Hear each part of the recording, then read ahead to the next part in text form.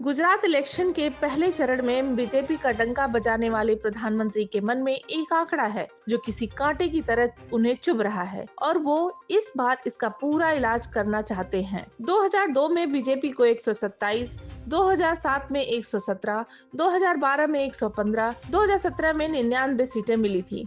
वहीं कांग्रेस को 2002 में 51, 2007 में 59, 2012 में 61 और 2017 में 77 सीटें मिली थी। आंकड़े कहते हैं कि 2002 के बाद कांग्रेस बढ़ रही है और बीजेपी की सीटें सिकुड़ रही हैं। प्रधानमंत्री जानते हैं कि इस बार रिकॉर्ड तोड़ जीत दर्ज करने के लिए उन्हें बीजेपी की सीटों की संख्या में आ रही इस ढलान को किसी भी हालत में रोकना होगा। इसलिए वो रोड शो से लेकर रैलियां कर रहे हैं, गुजरात की जनता को समझा रहे हैं कि क्यों बीजेपी को दोबारा रिकॉर्ड मतों से जीतना राज्य और देश दोनों के भविष्य के लिए अच्छा है। दूसरे चरण में जहां वोटिंग होनी है उसमें उत्तरी गुजरात में 6 जिलों की 32 और मध्य क्षेत्र के 10 जिलों की 61 सीटें शामिल हैं। उत्तरी गुजरात में कांग्रेस बीजेपी से बेहतर करती है। पिछली बार उत्तरी गुजरात में कांग्रेस ने यहां 17 तो बीजेपी ने 14 सीटें जीती थी और बीजेपी को 1 सीटों का फायदा हुआ। पिछली बार मध्य गुजरात में कांग्रेस 2012 के मुकाबले 1 सीट का फायदा हुआ था।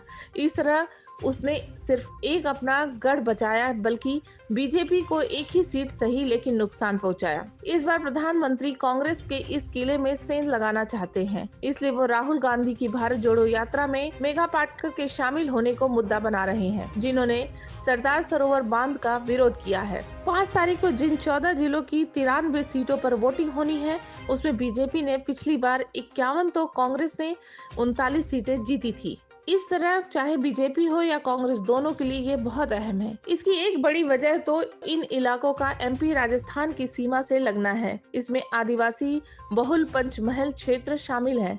बीजेपी की रणनीति इस क्षेत्र में अपनी पकड़ को मजबूत बनाने की है। पिछली बार चुनाव के बाद कांग्रेस के कई बड़े नेता बीजेपी में शामिल हुए हैं, जिसमें आदिवासी नेता मोहन भाई राठवा प्रमुख हैं। कांग्रेस की दूसरे चरण में 93 सीटों पर पकड़ बरकरार रखने की भरसक कोशिश कर रही है।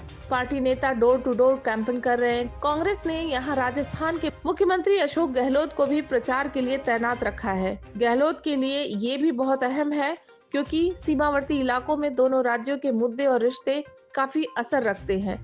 लिहाजा राजस्थान और मध्य प्रदेश के विधानसभा चुनाव की दृष्टि से ये क्षेत्र बहुत अहम है।